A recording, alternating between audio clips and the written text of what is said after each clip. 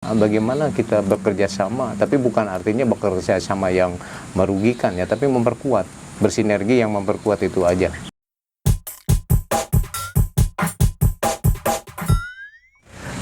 Oke, Assalamualaikum warahmatullahi wabarakatuh, sobat alumni dimanapun kita berada. Di samping saya sekarang sudah dengan salah satu pendiri, salah satu pionir dari terbentuknya DPC HA IPB Kabupaten Subang, yaitu Kang Dokter Hewan Agus Sugama. Ya. Aduh, rada kagok kalau sama senior. Belum latihan jurnalis ya? Belum dok. Jadi ini mah karena kita juga ininya santai aja lah dok. Santai ya.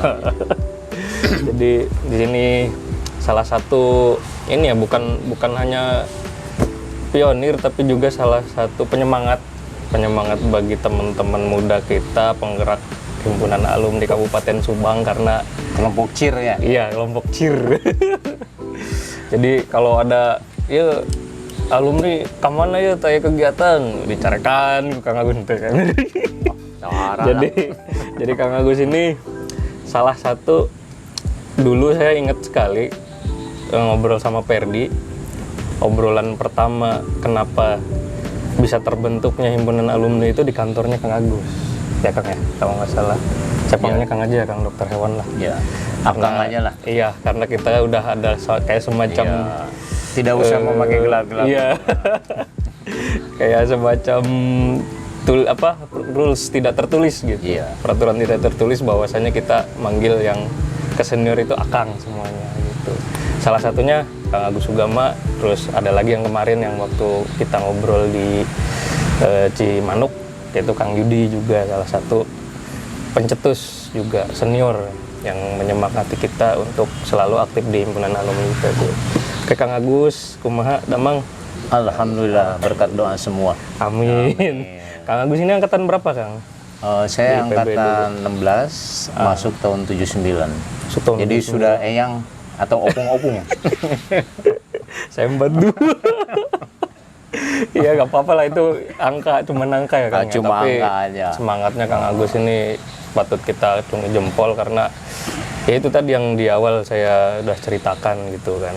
Jadi semangatnya sampai sekarang masih, alhamdulillah, dan terima kasih Kang Agus sudah mau menerima undangan dari tim kami, tim apa nama ininya programnya Kram? Silaturahmi destinasi silaturahmi. Jadi ini udah ke berapa ya, ke-5 kalau nggak salah Kang Agus. Jadi kita menemui atau bersilaturahmi ke beberapa senior yang terlibat langsung. Nih, Pak Sekjen sini. Yang terlibat langsung di kegiatan alumni dari awal terbentuk sampai sekarang gitu kan. Nah ya, kebetulan saya ya istilahnya nilai-nilai di SMA akademik mungkin ya. Iya. Itu lumayan ya. Dan saya juga di IPB. SMA Negeri 1 Sukabumi. Dari situ waktu itu memang masih ada yang disebut undangan ya, masih Ya, undangan USMI. PMDK kalau boleh zaman PMDK saya dulu itu ya. USMI.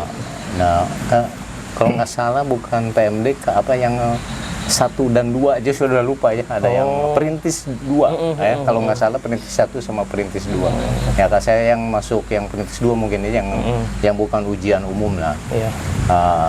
Saya lihat, saya kan lemah juga di matematik nih.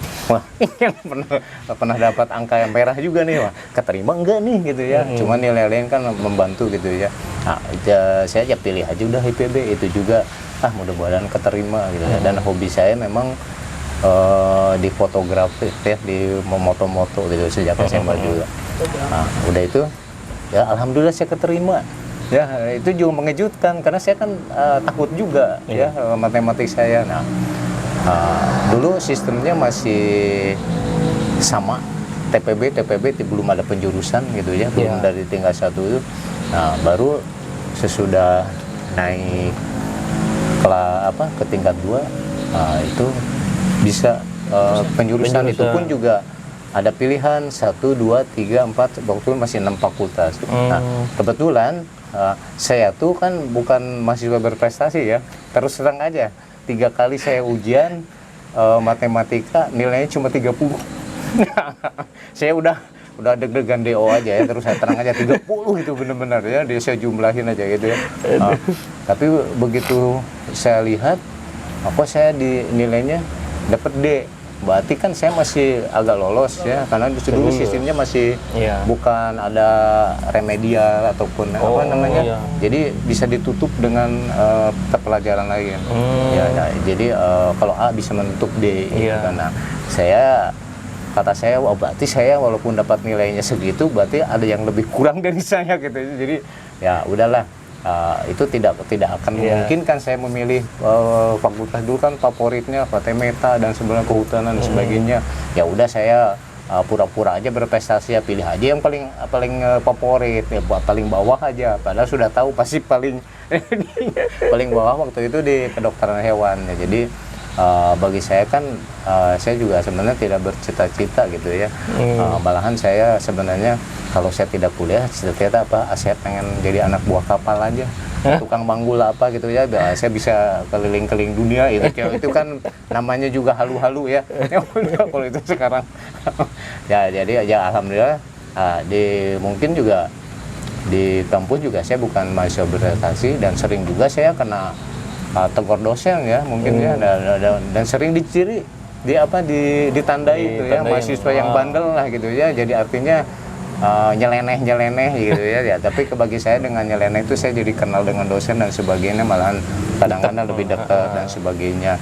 Dan memang di kedokteran hewan itu antara senior dan bawah itu lebih dekat ya. Jadi itu pengalaman saya itu. Kalau bagi saya untuk Bogor sih ya masih ada bemo, masih jalan kaki. Nah, saya kebetulan tinggal di Tanah Sareal, tinggal jalan kaki aja, tinggal turun ke Sempur, naik lagi ke atas gitu kan, ya udah beres ya, bisa ngirit. Ya itu aja mungkinnya pengalaman saya di situ ya. Jadi bayangannya itu udah kayak zaman kalau zaman dulu tuh memang kalau lagi pas liburan semesteran itu di kampus tuh ada istilahnya tuh program kerjasama dengan pemerintah ya, atau dengan swasta. Jadi kita bisa magang, tapi itu dikocok. Saya kan sering iseng kalau ada mau kerja liburan nih, ya udah ya ikut, masukin ya nama, nanti dikocok dekat. Karena saya sering dapet kepilih. Pernah magang di sapi perah, saya nggak inget sih kerjanya apa deh, orang tahu sendiri karakter saya begini ya. Juga pernah magang di yang ekspor waktu itu kera buat ke Rusia, Amerika, buat penelitian HIV dan TBC dan sebagainya. Di sapi perah mungkin cara memerah dan sebagainya. Pernah juga tingkat 1 saya juga pernah ikut tuh waktu semester pertama itu dengan teman-teman saya di TPB, ikut waktu itu penelitian gogoranca. Kebetulan ada teman saya, dia kerjanya di Kementerian Pertanian, mungkin di Balitbang atau penelitian. Semester 1 itu? Semester 1, jadi saya bisa ke Padang. Ya, jadi kalau dulu tuh banyak sekali pengabdian masyarakat dari semester 1 ya. Bukan pengabdian lah sebenarnya mah, kita cari cuan.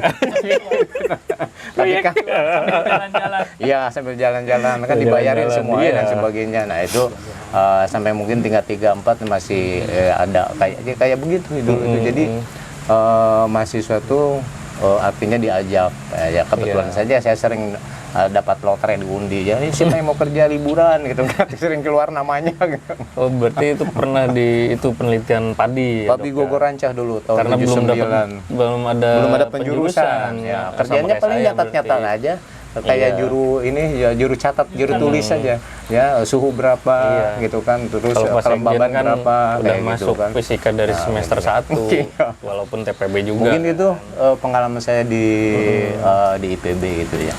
Jadi benar-benar nostalgia banget ya. Nah, jadi dulu kan Kalau sekarang kan bemo mana ada kan sih. Angkot udah hijau gitu, udah panas Bogor juga.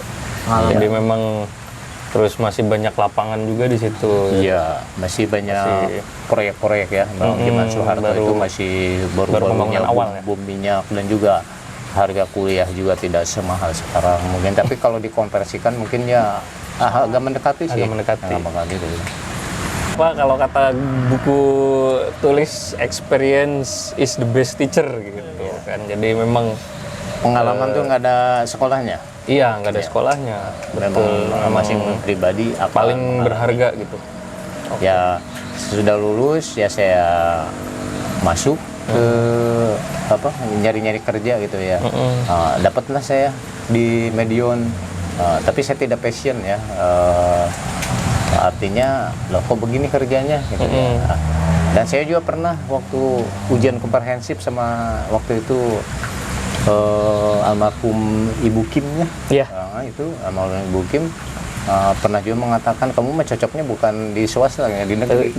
Dijewer dulu nggak? Ya, nggak pernah saya. Aduh, terkenal itu.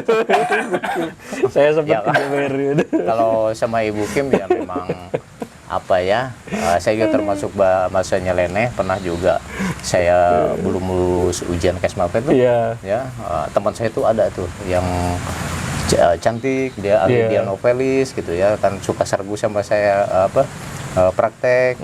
Nah, kan kalau nama ujian nggak boleh ngomong ya. Oh iya iya. Saya tuh pas ujian Kesmapet, teman saya tuh kan sering camping saya bareng juga ya, teman biasa lah. Iya, gitu, nongkrong juga. Gitu kan. Sekarang mah FWB ya. FWB. Nah, waktu kan itu kadang-kadang alat terbatas dulu, tidak seperti sekarang ya, mungkin alat Microsoft bisa 2 orang, 1 lah, 5 orang, 4 orang, kadang-kadang gitu ya, atau alat buat pengukur suhu dan sebagainya. Nah, teman saya tuh waktu itu bilang gini, Gus ambilin dong, ini kan nggak boleh ngomong, kan takut kedengaran. Kata saya tuh kan lama-lama kesel, nih kata saya, ya udah ketahuan sama dosen, udah saya keluar kamu, ya udah saya keluar. Nah waktu itu saya gimana gitu ya, kesal juga kan saya tuh, kok aku yang kena hukum. Ya udah, kan kalau yang sudah lulus boleh ujian teori ya, nah, nulis kan kejujuran, nulis saya nggak jujur aja, udah tulis aja lulus setengah sekian. Saya tunggu aja di perpustakaan, teman saya datang, si Agus kemana ya, si Agus kemana, dicari tuh sama Ibu Kim. Wah, saya disemprot sama dosen tuh, kamu indisipliner bla bla bla bla bla, kamu udah melanggar gini. Ya saya dengerin aja, saya bilang, loh kenapa saya disalahin, kenapa saya yang ngomong tapi yang itunya tidak dihukum, kata saya tuh. Nggak bisa ngejawab, akhirnya saya jadi nggak indisipliner. Ya udah ujian lagi aja gitu. Ya memang itulah yang disebut nyeleneh juga, kita juga harus berlogika, dan secara individu juga kita harus bisa membela diri. Jangan sampai kita artinya berbuat salah padahal tidak salah, tapi kita harus ada juga. Tapi memang saya lihat juga dosen IPB sangat bijak sekali dengan hal demikian. Jadi saya pengalaman yang baik sekali. Jadi mereka lebih paling berkesan ya, lebih ke filsafat ya, jadi cara mendidiknya bukan otoriter begitu saja. Jadi itu yang saya suka gitu ya. Jadi ada kebebasan untuk mahasiswa juga untuk berpendapat gitu ya. Tidak hanya secara ilmunya di kedokteran, tapi hal-hal yang mungkin keseharian itunya. Tapi ya itulah mungkin ya, saya paling berkesan memang sama Ibu Kim, sama satu lagi Dr. Malole, memang itu ya. Dulu waktu ujian sama Ibu Kim tuh saya pernah, udah siap kamu, gak disanksi aja sebulan baru maju, kamu siap diantar minggu depan. Begitu siap, ujian waktu itu sama Ibu Kim, kayak saya kan bagaimanapun mungkin punya kekhasan saya ya, begitu ujian yang keluar tuh cara penyaringan air ya. Cara penyaringan air kan di bawahnya batu ya, batu terus lapisan pasir, baru sabut. Nah, disuruh nggak gambar sama Ibu Kim tuh, saya lamain aja. Kalau ini gambarnya ya Bu, kata saya tuh ya. Nah, terus ini bagian atasnya adalah sabut gitu ya. Lama-lama kan kesel. Sini katanya gini ya, bla bla bla bla bla bla bla bla bla katanya. Saya dengerin aja. Pas sudah begitu waktu jeda, dia mikir, yang ujian siapa? Ya kalau secara de jure kata saya adalah saya, tapi de facto ibu kan. Akhirnya kita tertawa bersama. Udah makan dulu. Ya itulah. Maka kadang-kadang memang bagaimana ya kita juga berkomunikasi dengan hal-hal yang sederhana, kita bisa bisa menjadi dekat gitu ya. Atau saya juga pernah ujian udah koas gitu ya sama dokter Malone kalau nggak salah waktu itu. Saya kan biasa saya tuh kan namanya ngantuk, mungkin udah begadang sama temen ya, namanya saya ngakos ya sama lingkungan beda gitu kan. Terus ujian bertiga, cewek 2. Cewek kan biasanya angkatan saya tuh memang cantik-cantik sih kebanyakan. Jadi bukan saya sombong gitu ya. Cantik-cantik gitu ya. Nah, ditanya yang satu tuh, saya lupa lagi ya, teman saya tuh kalau nggak salah Rustina dari di Sulawesi, sama satu lagi kalau nggak salah Estina Deni lah, orang Padang tapi lahir di Jakarta gitu. Yang satu di ini sama dokter Malolete, kamu bagus di penyakit viralnya, udah menguasai hewan besar hewan kecil. Kata saya dalam hati, aduh, kata saya udah lulus dia. Yang kedua kalau ditanya gitu, kenapa kamu begini di hewan kecilnya kok jelek, katanya. Aduh Pak, saya ini bla bla bla gitu ya. Pas bagian saya dia nanya, kenapa kamu tidak akademis menjawabnya, katanya. Terus saya bilang, kan ini institut bukan akademi. Langsung merah mukanya dia. udah gitu tuh. Dia diam gitu. Terus kamu katanya belajar enggak, katanya. Selewat. Udah jelek kamu lewat, katanya. Udah saya jadi nggak lulus. Ya, wah, di luar saya dimarahin teman saya. Kamu sih ngejawab nggak beres kan yang gini. Ya, kalau saya polos ya nggak apa-apa, kata saya tuh. Udah ya, saya juga ngeri juga kan ya. Kalau sebenarnya di dalam hati sih ngeri ya gitu ya. Ketemu lagi di Selasar tuh ya, dia sama Pak Nolete. Kapan kamu ujian? Minggu depan Pak, kata saya. Oh ya, saya tunggu, katanya. Udah, datang lagi minggu depan. Duduk dulu kan ruangan dekan tuh di Taman Kencana tuh kan ada dekan pembantu waktu itu. Nah, saya duduk di depannya, ada sekretarisnya. Saya nunggu sampai ada 1 jam lebih lah ya. Keluar sekretarisnya tuh ya. Pak, mau nggak tahu bilang Pak atau apa aja, lupa ya mahasiswa. Maaf ya, hari ini tidak bisa ujian. Sialan, kata saya dalam hati itu ya. Aku sudah persiapan, nah, udah belajar. Udah minggu berikutnya ketemu lagi di Selasar itu ya. Kapan ujian? Udah minggu depan ya, siap. Nah, datang lagi, biasa nunggu lama. Udah nunggu lama gitu. Masuk, udah masuk. Kan kita namanya masuk kan takut kan sebenarnya, walaupun yang namanya bandel juga takut juga lah gitu kan. Nah, udah masuk kayak gitu. Terus dia tanya, mana kartu kamu, katanya. Sini, cek aja ya, katanya. Kan saya ketakutan ya. Cek, ngangguk aja. Iya, kata saya. Padahal kalau ingat sekarang, kenapa nggak minta remedial di tes ya, biar naik nilainya naik. Nah, ini memang kadang-kadang dalam suatu situasi kita jangan langsung menjawab sebenarnya ya, itu pengalaman ya gitu ya. Kata saya itu, akhirnya saya kalau ingat sekarang mungkin bisa tawar menawar gitu ya. Tapi ya udahlah, kata saya itu udah namanya juga pengalaman.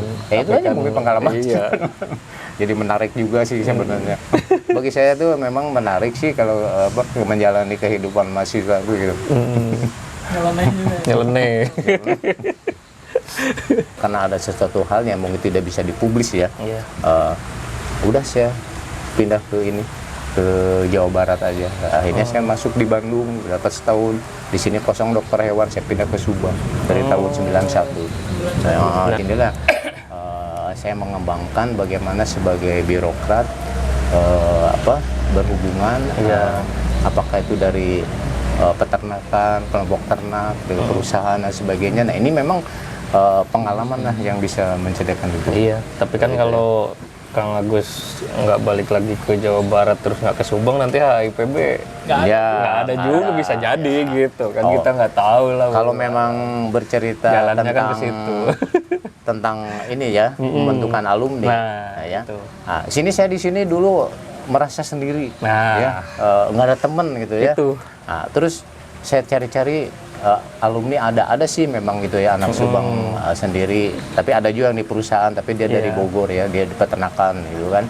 Angkatan di atas saya ada juga yang di perikanan, Kang Dan gitu kan, terus Kang Dedi orang Bandung tapi di Subang juga ya, terkena otonomi mungkin juga sama ya. Nah udah itu saya kan selama maaf nih, lagi dingin saya sebenarnya.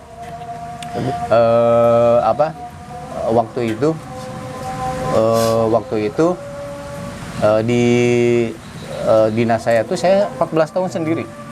Ya. Sebagai dokter hewan. Ya, sebagai dokter hewan tidak ada. Dinas peternakan. Jadi saya bagaimana mengelola bagaimana daerah ini supaya bebas, tidak ada kasus rabies, tidak ada kasus antraks ya. Nah, itu benar-benar baru tahu 14 tahun kemudian baru datang gitu. Itulah mungkin kelemahan SDM di dinas-dinas teknis memang kesinambungan profesi itu memang kurang diperhatikan juga. Nah, dari situlah saya sesudah 14 tahun ada 1, 2, 3 terus memang ada juga anak staff itu ya yang dari D3 peternakan nasional dari IPB juga. Nah, lama-lama ada yang muda-muda terus pernah bertemu kalau nggak salah dengan Siva dan Ferdi ya. Dia datang ke kantor, terus silaturahim terus bla bla bla bla. Nah, hasil itu banyak. Ya, di tempat saya tuh kebetulan dokter hewan tuh hampir waktu itu memang ada dari universitas lain ya, saya tidak sebut namanya, semua dari IPB. Nah, udah gitu saya sering ngobrol, Ferdi dekat dengan dia kan aktivis ya. Nah, terus saya juga sebenarnya waktu ada flu burung itu banyak dibantu oleh Kang Agus Maskur ya. Ya, itu dia kan waktu itu sebagai wakil ketua DPRD ya. Jadi walaupun tidak secara langsung ya, artinya kalau mungkin bagaimana apa yang saya bisa bantu, tapi dia pokoknya kalau saya di dalam rapat tuh saya kemukakan dibantu, responnya bagus ya, jadi positif gitu kan. Juga tidak hanya dari Kang Agus Maskur, juga dari utusan partai lain juga mendukung ya gitu, memang karena komunikasi kita jalin juga. Nah, tapi yang lebih banyak memang terus terang aja Kang Agus Maskur mendukung gitu kan. Sesudah itu saya sering ngobrol di kantor ya, ini anak IPB banyak loh kata saya, coba ngumpul lah paling 3 kenal, jangan kata saya tuh pas ketemu tuh malu murungkut gitu kan ya, hanya murungkut ya kalau bahasa Sunda kan takut gitu ya, si ini mah udah jadi pejabat dan sebagainya, padahal itu kan jabatan itu kan sebenarnya harusnya ditempatkan pada tempat tertentu ya gitu kan ya, menurut saya ya orang yang nyeleneh gitu ya. Nah, terus saya bilang ke Erlina kan dekat dengan Pak Agus, tadi kan dekat juga, coba kapan-kapan kita bisa bertemu kata saya tuh. Nah, terus saya juga kontak dengan Dokter Taryat, ayo Kang, Abah kata saya tuh kita ketemu. Nah, bertemulah kalau nggak salah tanggal 2 Mei ya, tahun 2015 lah waktu itu. Di Instagram saya ada, saya juga kadang-kadang suka main Instagram ya. Nah, di sana kita bertemu tuh di sana tuh di balai desa ini ya, di ruangan yang sana tuh. Nah, disitulah bertemu dengan Kang Agus ya, Kang Agus Maskur. Nah, Kang, saya mah bukan orang yang mampu untuk dan sebagainya, tapi ini udah banyak orang, coba aja lah, ini anak muda banyak, coba silakan aja lah dihimpun, karena itu untuk kebaikan Subang juga, paling tidak ya silaturahim, jangan sampai just say hello gitu ya. Jadi kita tuh kalau ketemu dengan alumni murungkut sieun ya, dan merasa posisi kita di mana dan sebagainya. Nah, itu kan hal yang tidak menurut pikiran saya hal yang tidak baik. Namanya kalau sudah berkumpul kan lepas jabatan, ya jabatan bukan, tapi ya tetap kita ada standar etika gitu ya. Nah, di situ, dari situ saya cuma itu aja, Pak Kang Hendra waktu itu ada ya, Kang Hendra. Nah, kalau Kang Haji Taryat mah cuma ngirim ini aja produk susunya itu yogurt ya, waktu ada. Saya lupa siapa yang datang, Ferdi ada. Ya, saya waktu itu belum datang. Datang ya. Datang.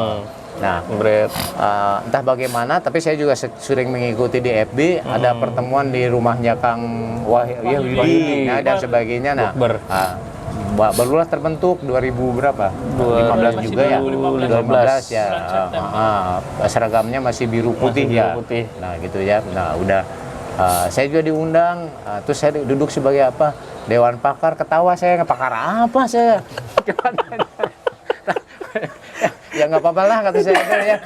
Dan saya juga jarang-jarang ya sebenarnya. Tapi kalau di grup paling juga ayo di grup ngomong apa aja lah, yang penting mah tidak membuat kerusuhan. Nah, gitu. Ya, itu. yang penting mah sok aja ngomong deh, nggak ada undang-undangnya kecuali menghina dan sebagainya gitu kan. Udah itu. Paling saya ketemu ya sekali-kali, ya itu lebih enak sebenarnya ya. Walaupun saya malahan saya lebih banyak di grup tuh dengan Subang ini. Sebenarnya saya juga ada grup IPB Sukabumi ya, cuma saya nggak kenal sama sekali.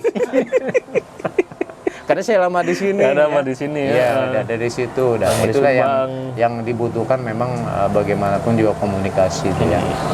Tapi jangan mencontoh saya ya. Harus dicontoh dong, harus dicontoh dong. Tapi Ini, Bu. nyelenehnya kan nyeleneh yang jalurnya. Ya saya sering banyak menyelenehnya kadang-kadang gitu kan, bikin ini. Jadi kadang-kadang saya juga suka ketawa kalau lagi acara-acara di mana, di upacara di lapang ya. Saya suka keluar dari jalurnya, bawa saya kamera keluar foto-foto. lapangan moto aja. Kalau Hasil udah- fotonya bagus loh, hasil fotonya Kang Agus tuh. kalau wah, saya lihat aja di Instagram ya. di Instagram sama di FB. Di Kalau- FB, wah, saya tuh banyak sebenarnya bukan koleksinya. apa-apa ya. Getek kalau udah lihat kalau punya bawa kamera, bawa Nah. pengennya itu Pengennya aja. ngambil gambar. Ya, mungkin itu aja lah ya sebenarnya. Yang namanya organisasi non profit mungkin tidak terlalu banyak yang bisa dikerjakan, kecuali dan saya juga tidak banyak kontribusi terus terang ya. Enggak Tentunya dong. kan tentunya, Itu paling banyak. terus mungkin sekarang pas ada penyakit mulut dan kuku ya, mungkin Nah, itu, Dok. mungkin saatnya ya kita bagaimana melindungi petani, karena yang ya ini sebenarnya dengan PMK ini istilahnya ekonomi petani akan lumpuh ya. Itu seperti itu. Jadi sekarang ini Kang ya apa? Ya Kang Agus kan pengalamannya di Subang sudah sangat inilah banget lah, udah sangat puluhan tahun, udah sangat banyak sekali. Dan 95 lah menetap. 95 dari 95 91 91 bekerjanya. bekerja, dan 95 sudah mulai jadi orang Subangnya gitu ya. Ya, KTP juga KTP Subang. udah Subang gitu kan. KTP juga. Dan pengalaman menangani berbagai macam wabah penyakit khususnya di kesehatan hewan itu kan banyak. Salah satunya kemarin yang waktu merebak tahun 2007 itu AI ya, Dok, ya. Flu Terus burung lah ya. flu burung. Terus habis itu ya ancaman antraks juga waktu itu. Terus sekarang sudah mulai dari tahun 90 secara OAI lah, pengakuan OAI kita sudah bebas PMK. Dan beberapa minggu kemarin agak kurang mengenakan juga sebenarnya kabar ini bagi profesi kita, Dok. Iya. Jadi kita jebol, ternyata sudah dikonfirmasi ada 3 provinsi ya, Dok ya. Ya. 3 provinsi yang dikonfirmasi itu positif, yaitu Jawa Timur, Lampung, sama Aceh kalau nggak salah ya, Dok ya. Atau udah ada nambah lagi, Dok? Ya, Jawa Barat kemarin itu udah kalau dari masuk Garut kalau nggak salah tuh awalnya. Dari Bentar coba ya. data dari data yang di ini, supaya akurat ini data kita. By data. Iya, by data dong. Harus selalu ingat ini petuah dari senior kita juga. Kita IPB itu harus berbicara itu dengan data. Ya bentar ya. Bentar nih. Iya, nggak apa-apa, Dok. Santai. Jadi kita juga kesulitan ya mencari data. Ini memang ada dari dari Dirjen PKH. Sebenarnya yang udah confirm tuh Jawa Timur, Aceh, Sumatera Utara, Sumatera Utara udah ada. terus Bangka Belitung di Berarti sini. Lampung ini ya, aman ya? Ada Jawa Tengah, Jawa Barat. Nah, itu Oh, udah. itu aja. Perkembangannya udah 10 provinsi 6 berarti. provinsi. Yang lain masih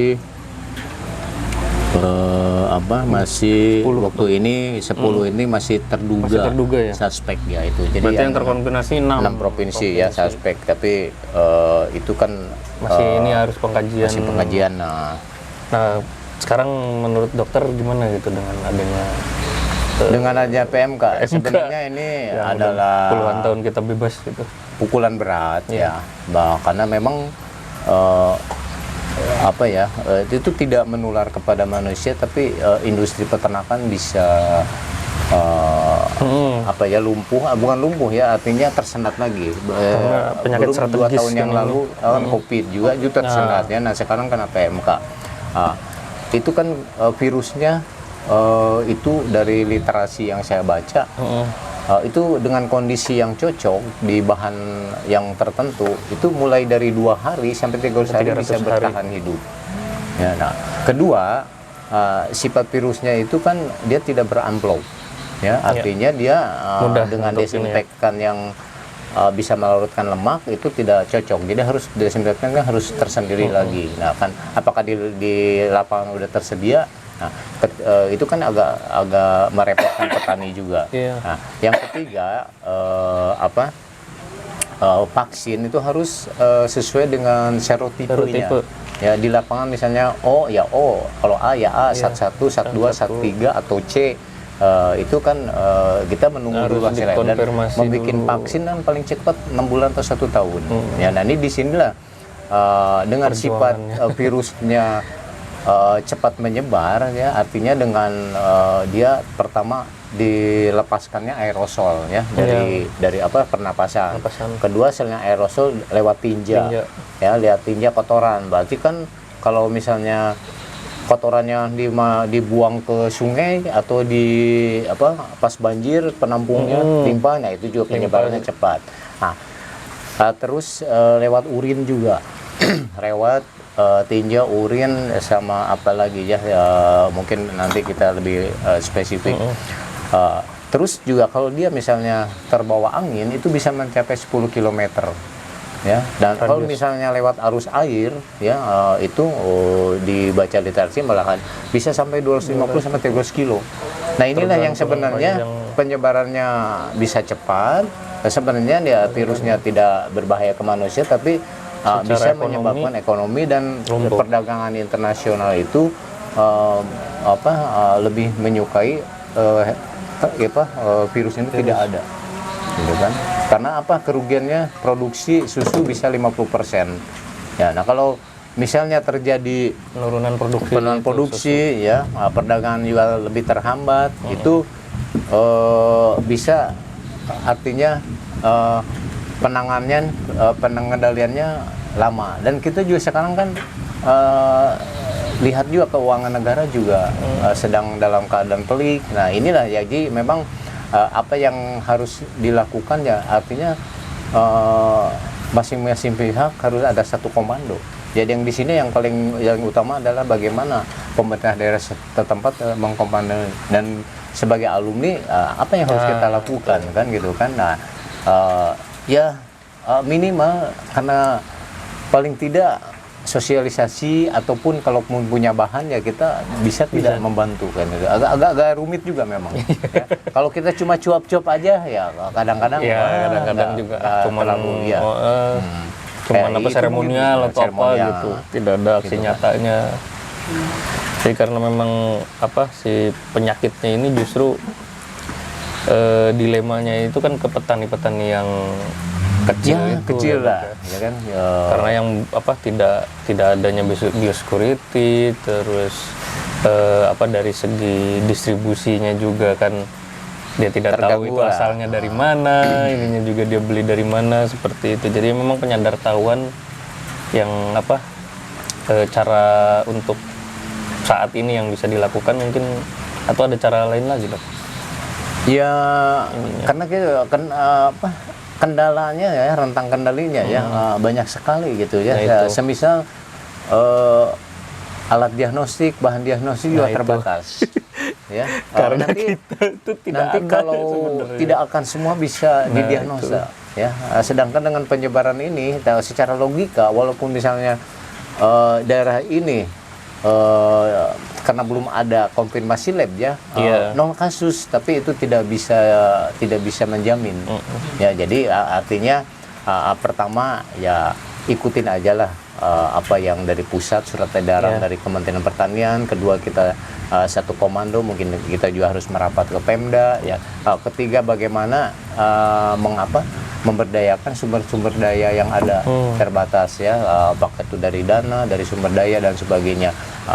Paling utama dulu bagaimana masing-masing petani itu sadar dengan ternaknya ya, dengan menerapkan biosecurity yang ketat.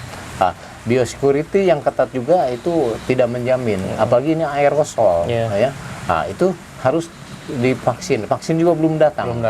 Kita juga tidak sedia vaksin juga. Jadi payungnya juga belum ini. Jadi saya kira paling banter bagaimana kita menyadarkan aja petani. Ya, apakah itu mungkin dalam bentuk sosialisasi, kalau ada mungkin desinfektan ya, kalau kita alumni punya dana ya kita bisa bantu lah gitu. Karena kan penyakitnya ini kan udah lama dok ya, udah nggak ada di Indonesia secara klinis. Jadi kita juga kadang-kadang untuk tidak paham, masih belum paham, karena saya sendiri juga belum pernah ketemu gitu dengan PMK yang sekarang yang istilahnya tuh mewabah lagi gitu, atau kita tuh tembus gitu loh, sampai tembus yang itulah bebas. Memang perlu waktu lama ya, dari muncul pertama perlu waktu 100 tahun untuk bebas, sesudah bebas perlu mungkin pengakuan dunia, sesudah bebas mungkin ada kekeliruan dalam pengambilan kebijakan ya, itu juga pengaruh juga ya. Dan akhirnya sebenarnya biaya yang lebih biaya pengendalian lebih mahal daripada pencegahan. Itu aja mungkin ya yang bisa saya jadi memang preventifnya itu yang kita lengah gitu. Pengalaman saya juga dulu di bagaimana di rabies ya, di bagaimana di antraks, bagaimana di flu burung, itu harus ada komunikasi dengan semua elemen ya, apakah itu masyarakat umum ya, apakah itu perusahaan, apakah itu pemerintah, atau organisasi massa ya, mungkin ya alumni organisasi massa ya, itunya, ataupun organisasi profesi ya, sama aja organisasi massa kalau ini kan ormas juga ya, non profit ya. Nah jadi bagaimana alumni bisa berkolaborasi ya dengan kemampuan yang ada, karena kan sumber-sumber daya terbatas dimanapun juga. Tetap di dunia ini sumber-sumber daya itu pasti terbatas. Ya, tinggal kita bagaimana mengelolanya aja, gitunya. Itu aja mungkin yang bisa saya sampaikan ya, apa daya. Apalagi saya sudah pensiun ya. Tapi kan dokter ini Kang Agus ini kan pemikirannya kan masih kita perlukan, terus gitu kan pengalaman yang penting itu dok. Pengalaman bagaimana mengelola atau menangani suatu wabah seperti yang tadi utarakan juga, kayak rabies, terus flu burung juga, itu bisa dijadikan, mungkin memang berbeda setiap ini dok ya, setiap era berbeda, terus setiap penyakit juga beda penanganan, tapi tetap saja kan ujung-ujungnya itu di biosecurity itu ya dok ya. Jadi memang bagaimana kita mengedukasi masyarakat supaya kita menjaga pertama biosecurity-nya itu, yang kedua bagaimana cara mengontrol lalu lintas dari peredaran si hewan reservoirnya atau kariernya ini, pembawanya. Dan ada satu lagi pertanyaan kemarin dok sebenarnya. Jadi kan yang kita tahu kan penyakit mulut kuku itu di sapi ya. Nah, kalau di kerbau itu gimana ininya gejalanya? Di kerbau mungkin gejalanya hampir sama gitu ya. Cuma masalahnya adalah dia karier ya, kalau bisa 1,5 tahun. Ya. Jadi semua juga sama.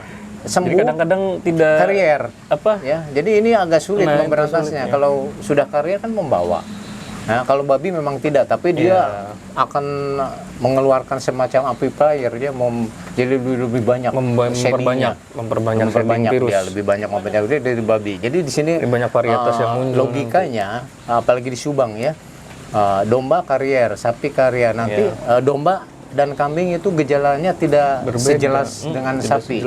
Nanti kalau ada kandang dekat kandang sapi, sebelahnya pengembalian domba, nah itu juga risiko. Resikonya apa? 10 km ini. Itu yang sulit. Dan 300 km ini juga. Nah inilah walaupun secara logika dinyatakan compliance laboratorium itu belum ada kasus, tapi kita kan harus tahu juga ya Jangkauan virusnya itu. jangkauannya dan bagaimana kemampuan pemerintah dalam mengadakan alat dan bahan. Iya. Ya, apalagi dalam situasi darurat ini tidak akan sekolah bagaimana lah dengan COVID-2 hampir sama lah ya. Iya. Flu burung juga sama. Jadi kalau menurut logika saya walaupun belum ada, anggap aja sudah ada. Iya. Jadi artinya waspada, dan apa yang harus kita lakukan ya itu dulu lah. Ya, sosialisasi, ataupun kalau kita punya bahan desinfektan kita bisa membantu bagaimana membuatnya dari bahan-bahan yang tersedia, bahan kimia yang ada di Indonesia ini. Itu aja. Ya, paling sederhana itu sebenarnya. Iya, tapi susah juga. Karena memang sumber dayanya itu, sumber daya dari kitanya juga terbatas, dari pengelolanya, terus bahannya artinya terbatas. Saat inilah bagaimana alumni satu suara untuk membantu petani. Ya, Siap. Nah itu Pak Sekjen. Itu aja.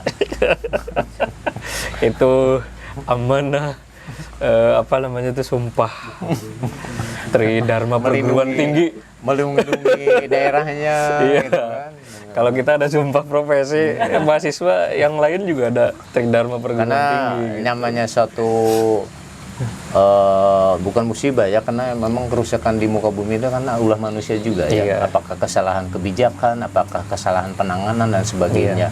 Sudah jelas jangan begitu, tapi kadang-kadang juga begini gitu kan.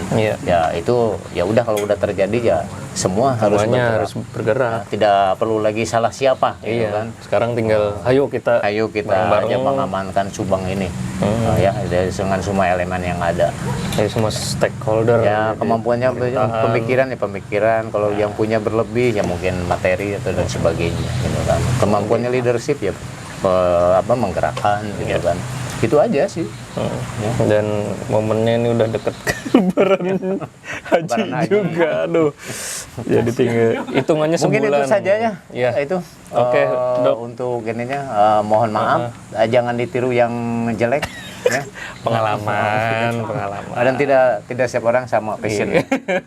Wassalamualaikum warahmatullahi wabarakatuh. Waalaikumsalam warahmatullahi wabarakatuh. Oke, sobat alumni dimanapun berada, kita alhamdulillah sudah ketemu dengan Kang Dr. Agus Sugama, yang beliau ini sudah malang melintang di dunia kedokteran hewan khususnya di Kabupaten Subang, dan lebih 30 tahunan di Subang.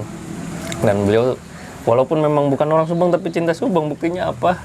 Di PCH HIPB Subang itu salah satunya pendirinya itu Kang Agus. Bukan hanya turut memprovokasi. Iya. Itu justru kalau nggak ada provokasi dari Dr. Agus susah juga gitu loh. Selama 14 tahun kan? 14 tahun sendirian. Nah itu kita bisa mengambil teladan dari beliau, karena walaupun sendirian beliau tidak mengeluh gitu loh. Walaupun ada pengeluhnya ya dok. Ada pasti. Tapi kan manusiawi lah. Manusiawi.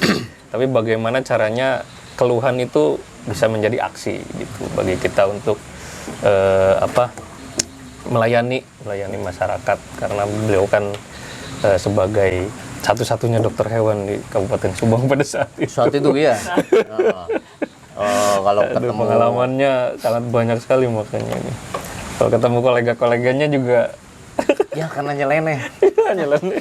Terkenal sebenarnya Dokter Agus ini kalau ketemu di acara-acara IKA FKH itu. Alhamdulillah ini ya karena nyeleneh aja itu. Oke, sobat alumni, dicukupkan sekian, mungkin atur mohon pisan. Sami-sami. Kang Dokter Agus sudah sehat-sehat semua. Amin. Jadi sing rukun. Nah, sing rukun. Hari pakai truk mah biasa. Jadi kita harus guyub lagi.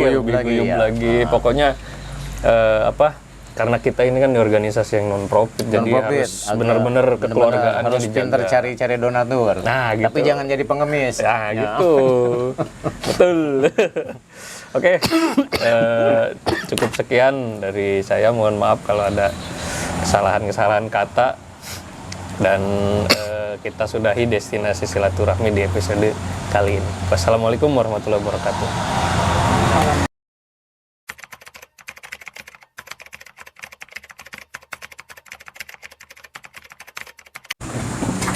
untuk semua alumni juga mungkin yang masih kuliah ya, untuk alumni Subang, saya kira apa ya, berkumpul itu ada hikmahnya ya itu. Jadi pesan saya ya paling tidak